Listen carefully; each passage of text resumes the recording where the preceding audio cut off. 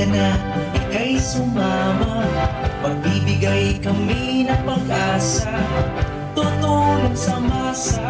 Bawat oras ay nakaanggap, iangat ang tinig ng kabataan, dami ng himig ng karagatan. Sa 96.5, sa 96.5, sa 96.5, the boys and rhythm of the sea.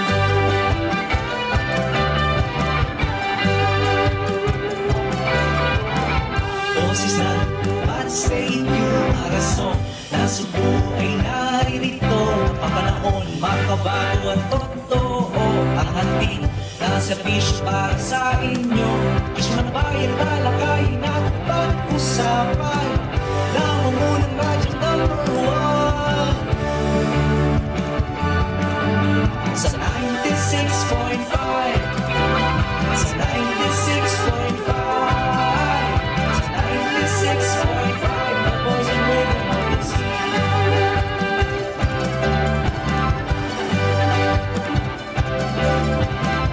Iangat ang init ng kabataan, daminang himig ng karagatan.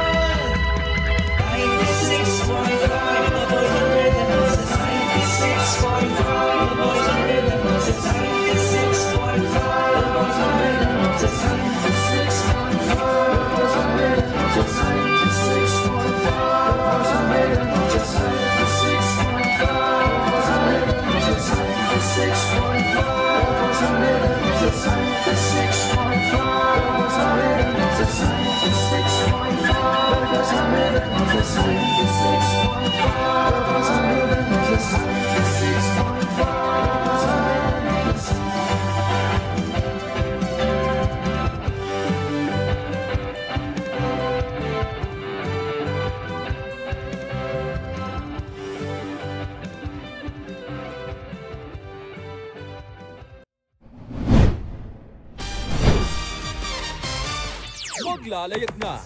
Maglalayag na ang mga balitang napapanahon at rumaragasa. Bibigyang tinig ang mga balitang nilambat pa sa Kalakhang Timog, Katagalugan. Live mula sa himpilang sporta ng Kanlurang, Batangan. DDDWBX 96.5, the voice and rhythm of the sea. Balitang nakaangkla ulat na makamasa, kasangga ang Bad State ulat sa umaga. Magandang araw, Pilipinas! Magandang araw, Batangas. Ito ang Bad State ulat sa umaga.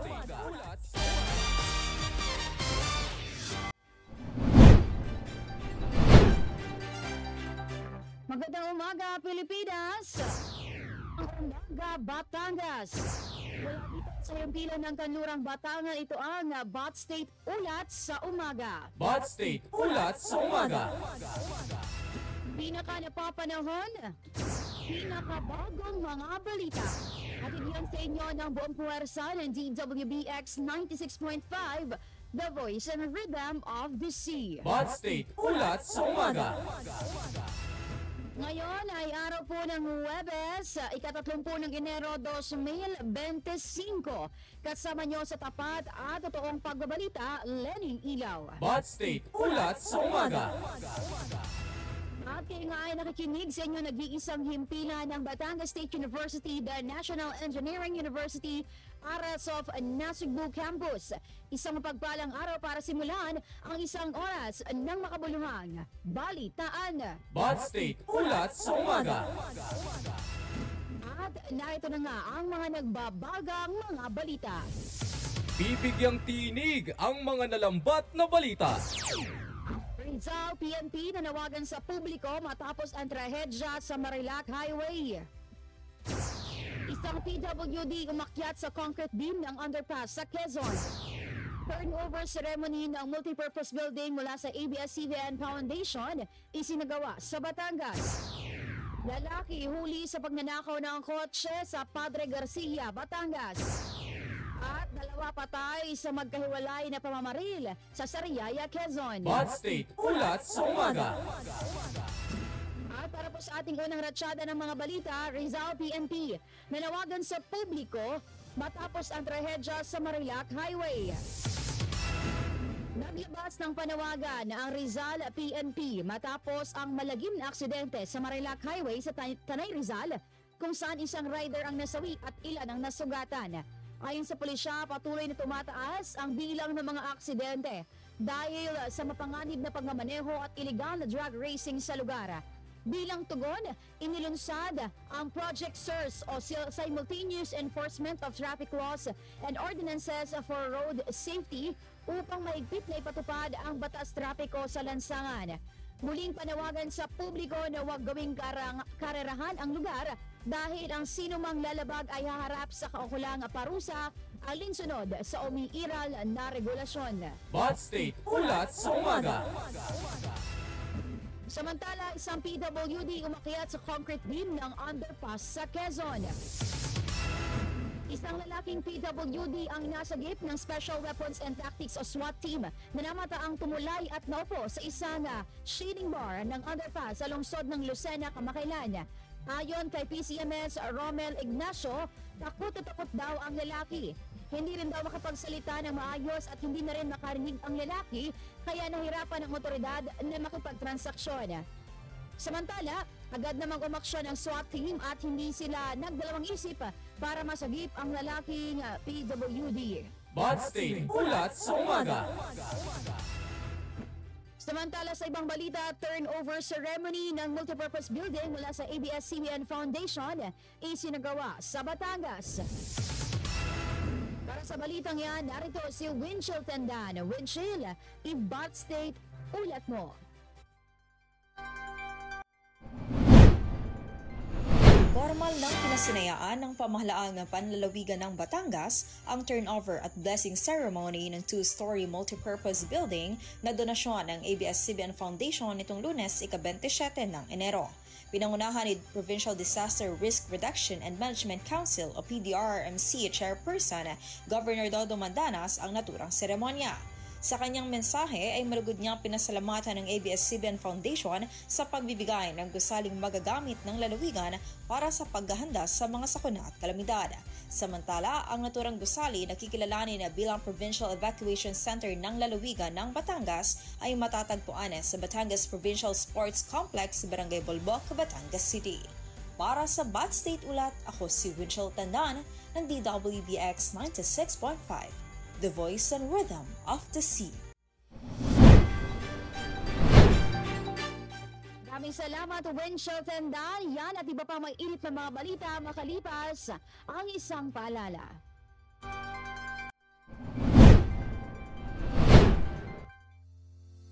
Ako'y may kahandaan, kaya't ako'y walang alinlangan. Narito ang ilang tagubilin sa oras ng lindol. Ang lindol ay isang sakuna na nagmumula sa pagyanig at pagbibitak-bitak ng lupa. Maraming pinsala at panganib ang maaaring gawin nito. Kaya't dapat alam natin kung anong mga hakbang ang nararapat nating gawin bago at pagkatapos ng lindol. Maganda ng isang bag laman ang pangunahing pangangailangan na maaaring bitbitin sa oras ng pagyanig gaya ng mga delata, noodles, bigas, tubig, gamot at iba pa. Kung ikaw ay nasa loob ng isang gusali, manatiling kalmado at humanap ng lugar na malayo sa mga bagay na maaaring bumagsak. Takpan ang ulo ng iyong mga kamay, bahagyang yumukod at magtago sa ilalim ng matibay na mesa o kama habang nagpapatuloy ang lindol. Iwasang tumigil sa harap ng matataas na gusali, poste o mga puno na maaaring bumagsak. Kung ikaw naman ay nagmamaneho, huminto sa isang lugar na malayo sa mga bagay na maaaring matumba gaya ng mga poste at iba pa. Iwasang lumapit sa tulay at tunnel dahil maaaring masira ang mga ito habang papalakas ang lindol. Kung ikaw naman ay nakatira sa tabing dagat, maging alisto sa mga abiso mula sa local government unit dahil sa banta ng tsunami.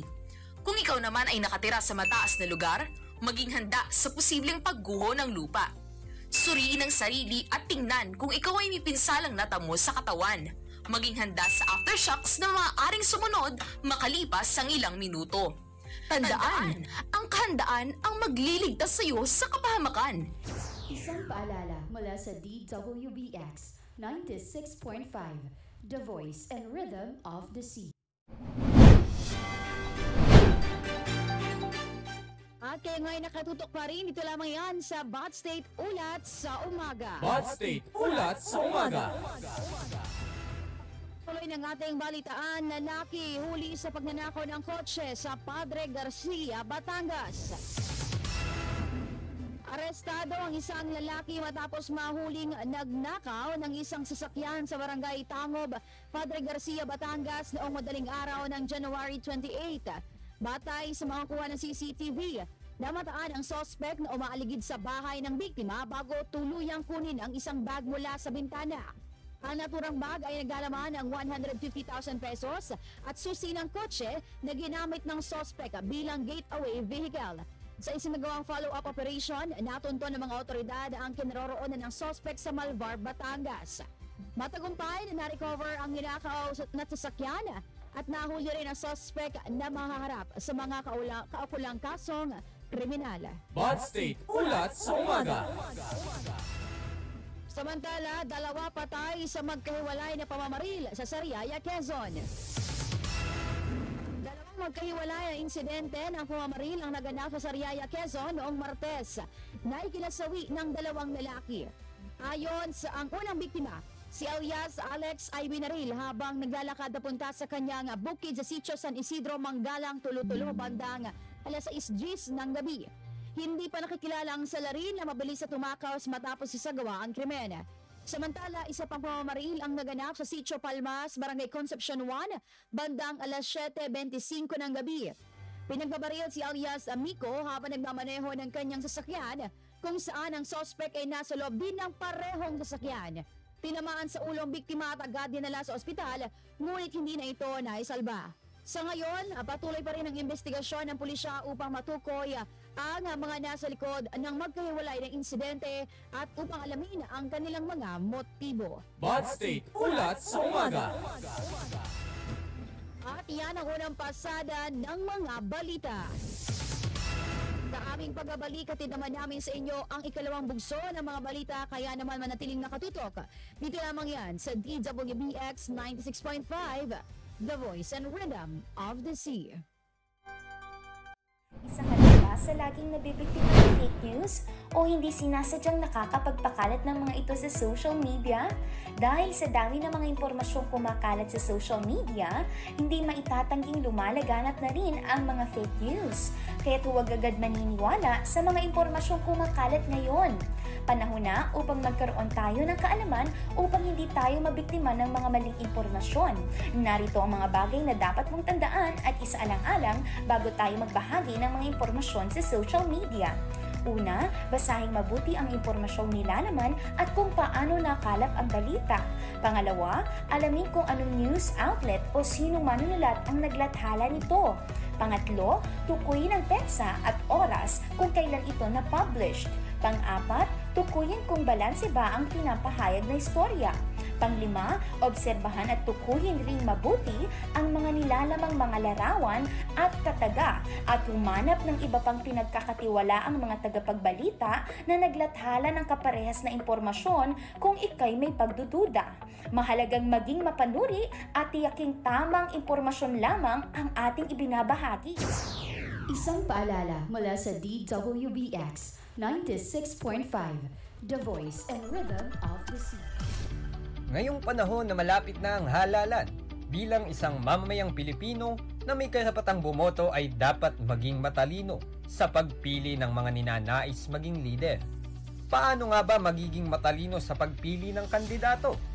Una, kilalanin o ilista ang mga kakandidato sa halalan, kung ano ang kanilang mga paninindigang posisyon at kilatisin ang kanilang mga plataporma. Pangalawa, alamin ang mga isyung nais mong bigyang pansin ng mga kandidato. Ilang halimbawa nito ay ang kahirapan, unemployment, karahasan at iba pa. Pangatlo, kilalanin ang mga kakandidato sa paraang pag-attend ng mga pagpupulong ng komunidad, panonood ng mga debate at public discussion ng mga kandidato, at alamin ang educational attainment at leadership background ng bawat kandidato. Pang-apat, ay salain ang lahat ng naitalang impormasyon na iyong nakalap at pagkatapos nito ay madali mo nang mapipili ang iyong nais iboto. maging matalino sa pagboto. Ang ating kasapatan, gamitin ng wasto. Isang paalala mula sa DWBX 96.5, The Voice and Rhythm of the Sea.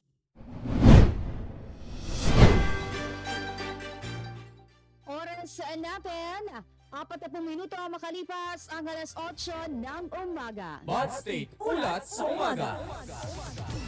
At may nakatutok pa rin, ito lamang yan sa DWBX 96.5, The Voice and Rhythm of the Sea. Ito na po ang ikalawang pasada ng mga balita. Bibigyang tinig ang mga nalambat na balita.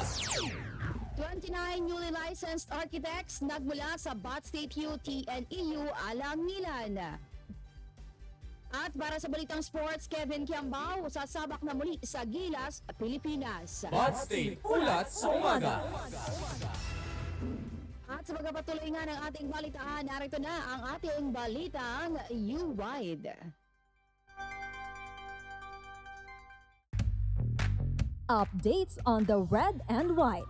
Dito sa Balitang U-Wide.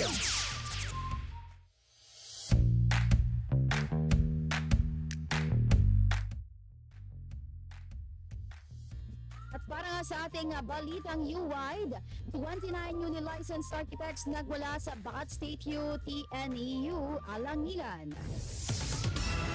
Muli na ipamalas ang gali ng isang Red Spartan matapos ilabas ng Professional Regulation Commission o PRC ang mga nakapasa sa 2025 Architect Licensure Examination noong ika-28 ng Enero, kung saan 29 sa mga nakapasa ay nagmula sa Bat State U, TNEU, Alangilan Campus. Ayon sa inilabas na resulta, nakamit ng nasabing pamantasan ng passing rate na 64.44%, isang bahagyang nagpapakita ng dedikasyon at tiyaga ng mga mag-aaral at guro ng universidad. Lubos namang ipinapakita at ipinapaabot ang Bat State U at buong Red Spartan community ang malaking pasasalamat at pagsaludo para sa mga bagong architect ng bayan. Bad State Ulat sa Umaga. Samantala, narito naman po ang ating sports balita. Sports Balita.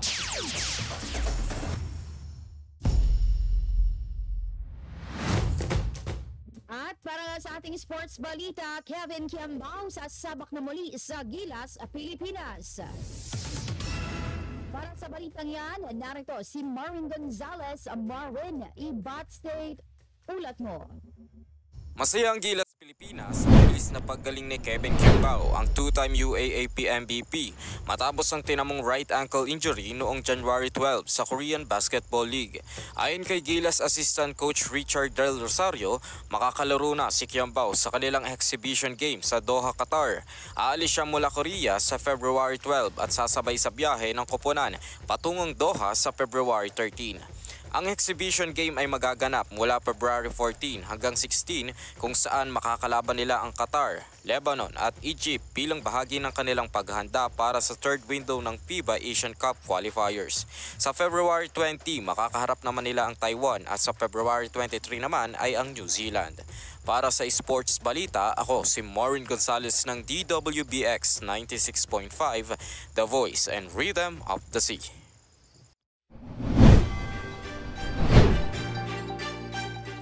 Salamat, Maureen Gonzalez. Narito naman po ang ating ulat, panahon.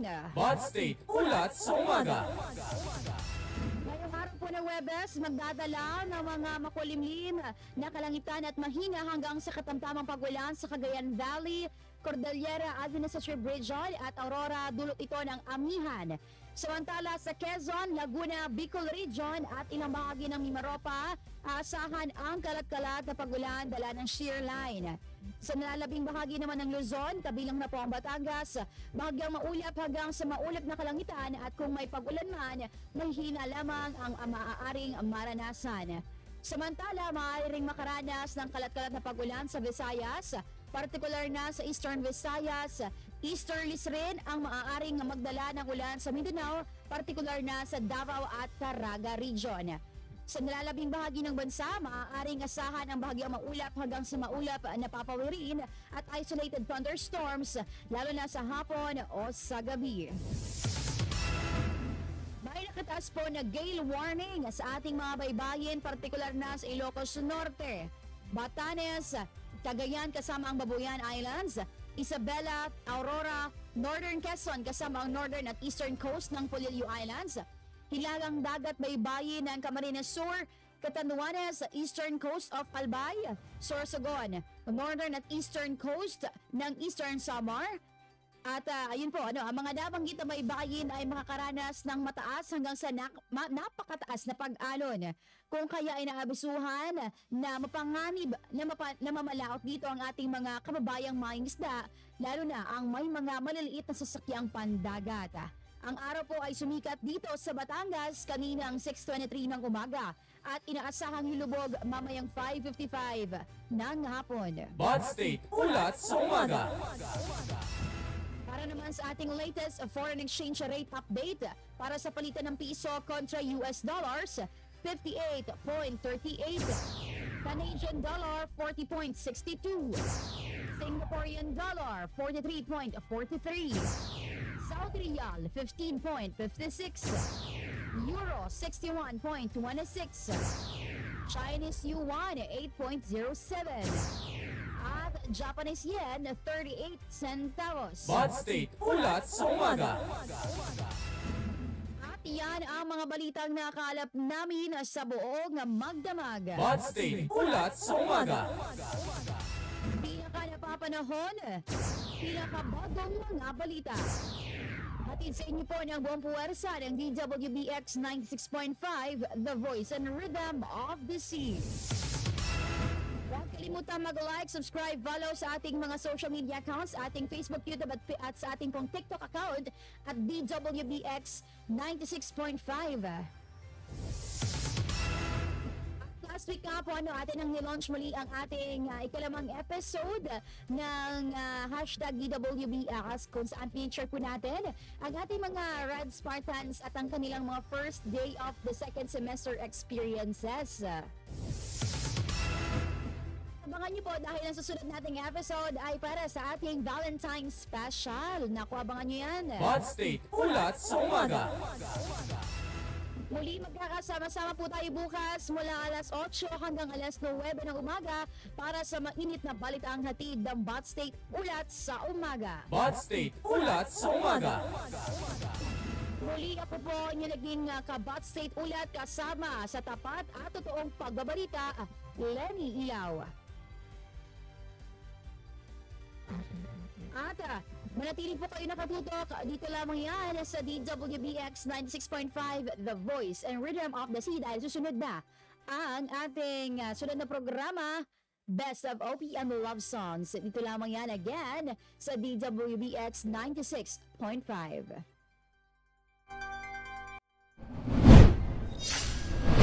Leading innovations, transforming lives. Batangas State University Vision, a premier national university that develops leaders in the global knowledge economy. University Mission, a university committed to producing leaders by providing a 21st century learning environment through innovation in education, multidisciplinary research, and community and industry partnerships in order to nurture the spirit of nationhood, propel the national economy, and engage the world for sustainable development. University core values: patriotism, service, integrity, resilience, excellence, and faith. College goals. The College of Arts and Sciences aims to provide leadership in quality instruction, research, extension service, and professional training in the arts and sciences. It also aims to produce scientifically trained, economically stable, and environmentally conscious citizens. Moreover, it is also anchored on the philosophy of providing students with humanistic education, geared to enhance their commitment to personal growth and social transformation, thus making them professionals possessing love and faith in the Almighty God, their country, and fellow men. Bachelor Bachelor of Arts in Communication program educational objectives. This program aims to equip students with the knowledge and skills in the theory and practice of communication, applicable in various professions and contexts with focus on media professions. Batangas State University. Heto na! Aarangkada na! Ang PWBX 96.5, the voice and rhythm of the sea. Ang campus radio station na magpapakilig, magpapaiyak, at magpapasaya sa iyong araw. Pusong ko to, the best of OPM love songs. Bida ang mga tugtugin na tiyak mapapasabay kahit mga oldies. Mr. DJ, can I make a request? Lalo na ang ating mga Gen Zs. Gento, dito basta-basta bing.